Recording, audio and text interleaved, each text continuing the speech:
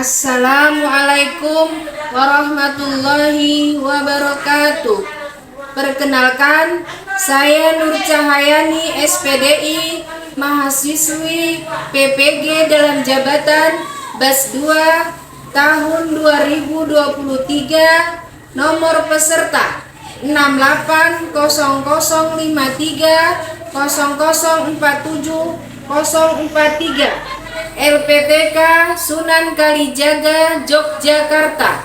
Hari ini, Kamis 30 November, akan melakukan uji kinerja di Madrasah Aliyah Swasta Miftahul Ulum kelas 10 dengan materi perkembangan dakwah Nabi Muhammad SAW periode Mekah.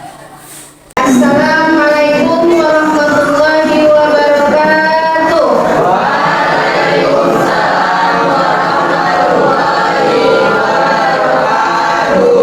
Apa kabar anak-anak?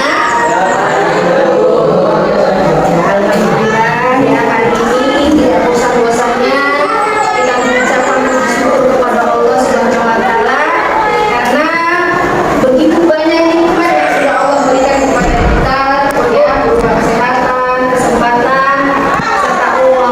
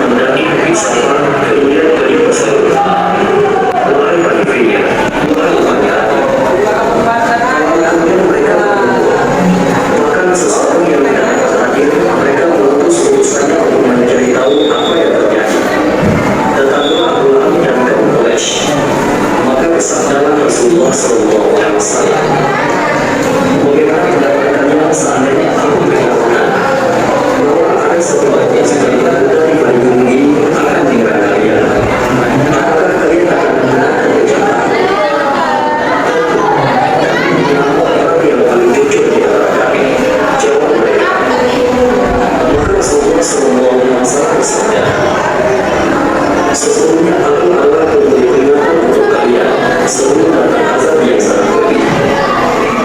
Celakalah engkau selama-lamanya untuk mengikat engkau membutuhkan kami, arti adalah maka keluar ayat binasalah kedua yang kedua Quran surat Al-Quran.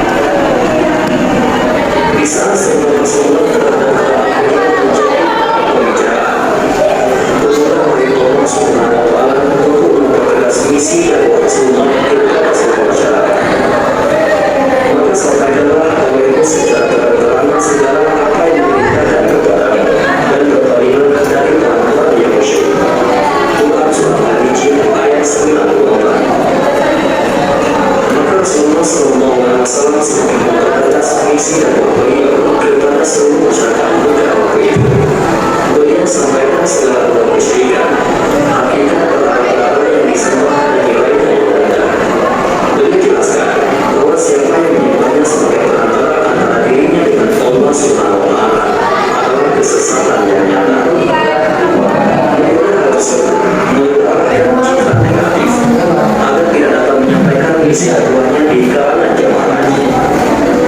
Untuk merealisasikan hal tersebut, mereka pun berkumpul di rumah Walid bin Mughirah untuk bermusyawarah.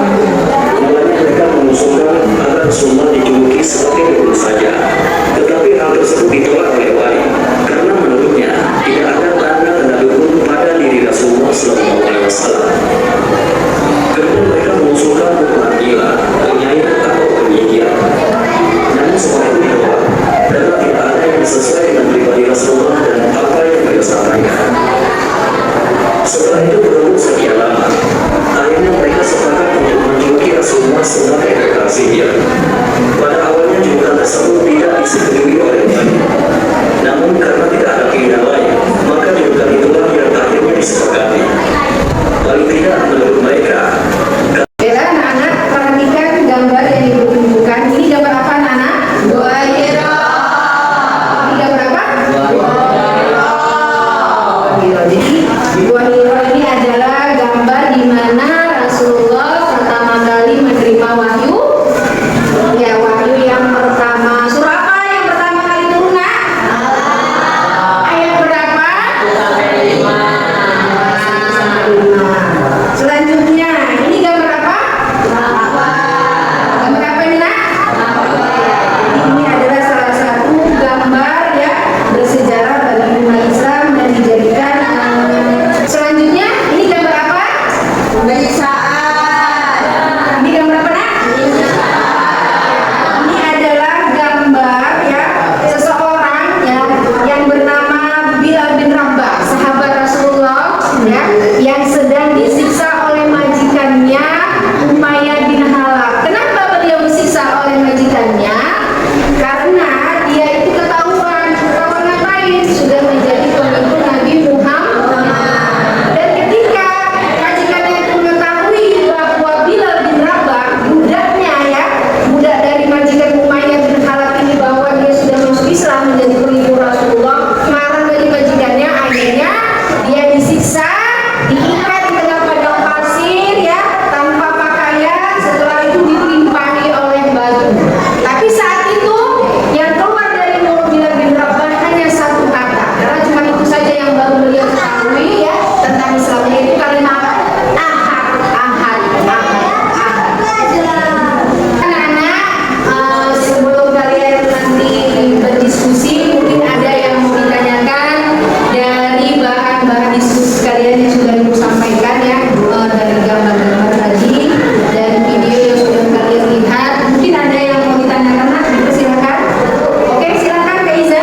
Bagaimana metode dakwah Rasulullah SAW ketika berada di kota Mekah? Baiklah. Ya, itulah sebenarnya yang harus kalian diskusikan. Apa yang menjadi tahapan-tahapan dakwah Rasulullah ketika beliau berdakwah di Mekah ya, dari strateginya seperti apa ya, lalu apa yang menjadi hambatan-hambatan Rasulullah ketika berdakwah di Mekah ya, ketika beliau sudah menerima surah yang memerintahkan agar Rasulullah itu berdakwah secara terang-terangan, lalu apa yang diterima oleh Rasulullah dan para sahabat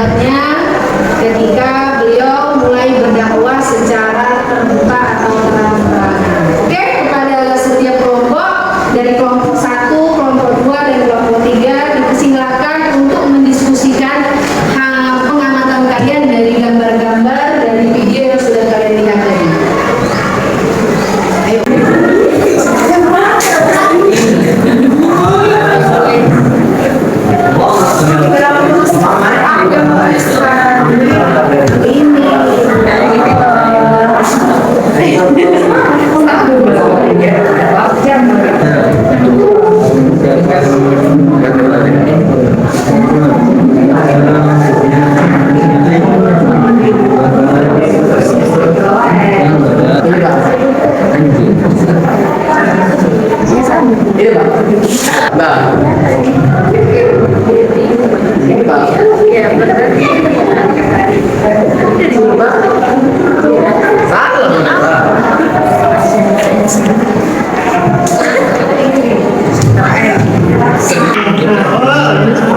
Ada masalah yang lain? Ada masalah nak? Dia bisa ibu bantu? Bisa? Paham ya? Oke. Baiklah, kelompok kedua ada masalah. Oke, paham ya? Paham. Oke, kalau itu bantu. Jadi dipresentasikan. Oke, untuk kelompok satu ada masalah nak kendala dalam asumsi. Oke, Bang Dapa bisa ya nak ya? Ada masalah. Oke, lanjut silakan. Baiklah anak-anak, waktunya sekarang untuk mempresentasikan hasil diskusi kalian dari pengamatan kalian, dari pengamatan kalian tadi ya, dari bahan-bahan tadi yang sudah ibu sampaikan. Kepada kelompok satu dipersilakan untuk menyampaikan presentasinya. Di sini kan?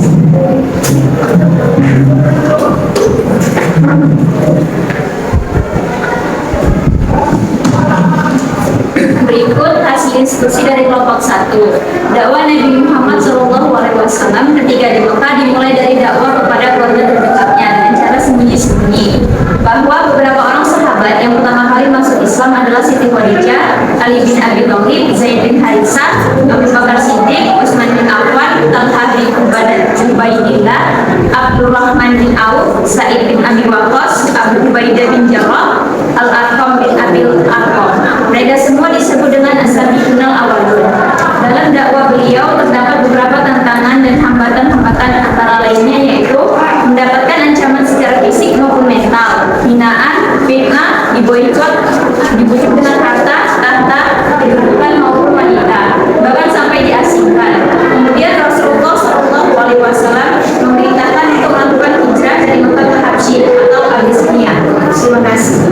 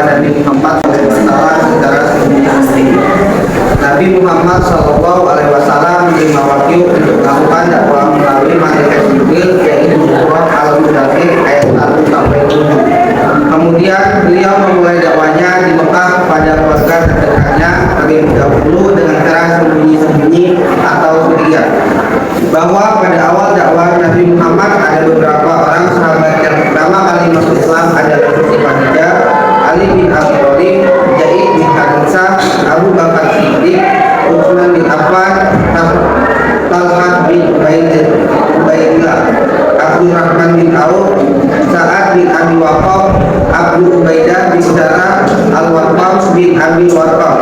Mereka semua disebut dengan as-sabiqunal awwalun. Dakwah Nabi Muhammad SAW secara terang.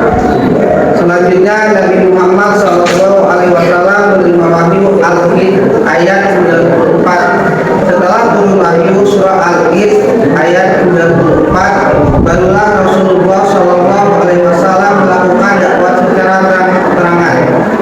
Bahwa ketika Nabi Muhammad SAW melakukan dakwah kepada masyarakat Quraisy Mekah, terdapat beberapa tantangan dan hambatan-hambatan, antara lain mendapatkan ancaman secara fisik maupun mental, hinaan, fitnah, diboikot, dibujuk dengan harta, tahta atau kedudukan maupun wanita, bahkan diasingkan.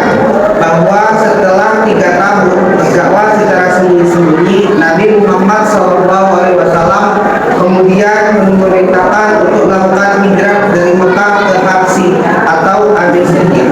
Mungkin ini saja yang dapat kami sampaikan. Wassalamualaikum warahmatullahi wabarakatuh.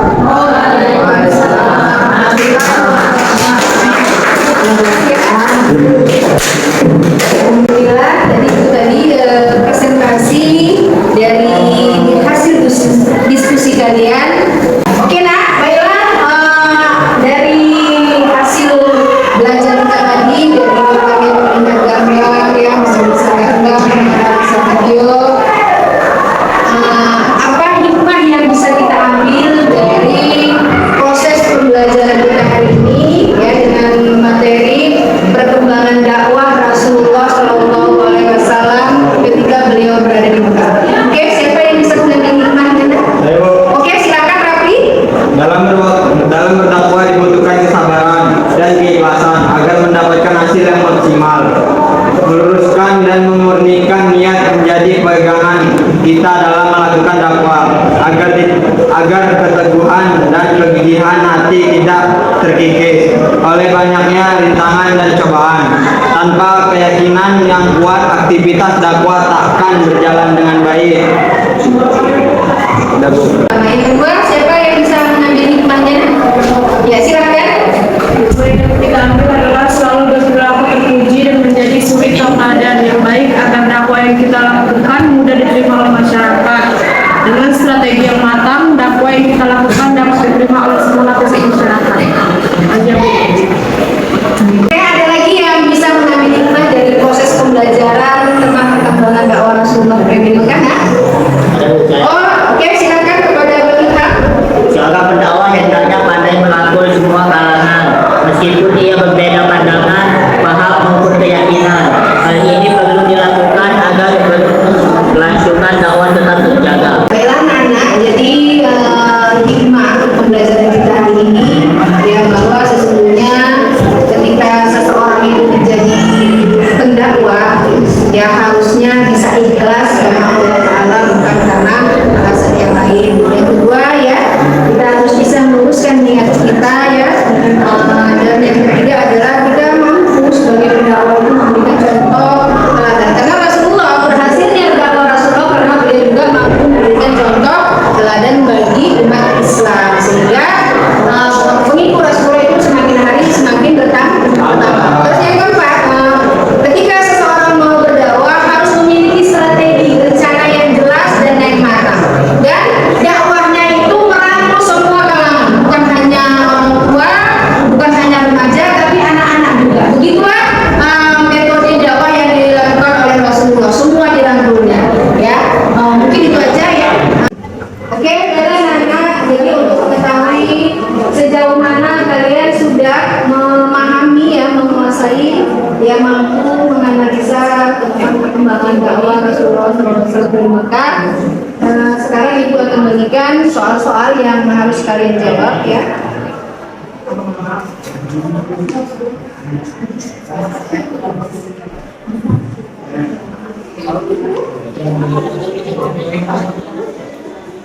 Ini ayah pasti ini soalnya dijawab, ya. Oke, kita soal pertama, ya.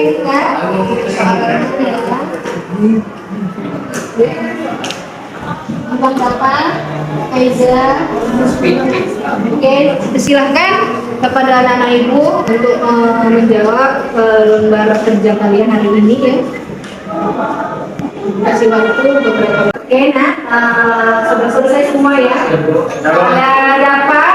Silakan untuk mengumpulkan hasil jawabannya tadi.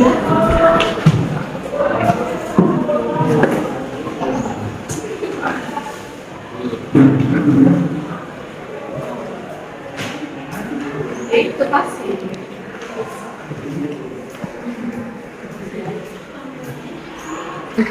Nenek.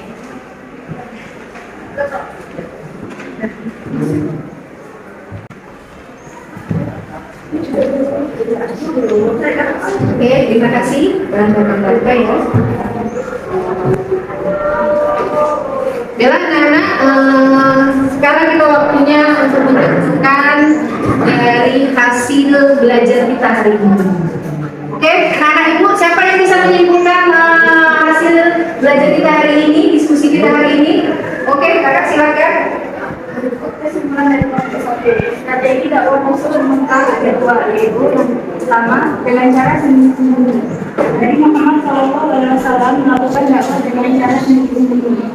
Sasaran awal dakwah Nabi Muhammad adalah keluarga dan sahabat dekatnya. Adapun orang-orang yang pertama kali masuk Islam adalah Siti Khadijah, yaitu istri Nabi, Abu Bakar, yaitu sahabat dekat Nabi, Ali bin Abi Thalib, yaitu anak paman Nabi, Bilal bin Rabah, yaitu dari golongan budak. Yang kedua, dengan cara terang-terangan.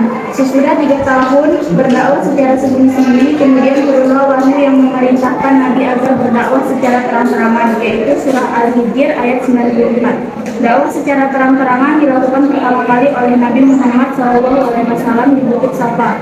Yaitu saat itu Nabi mengajak orang-orang kafir Quraisy untuk menyembah Allah serta meninggalkan penyembahan terhadap berhala.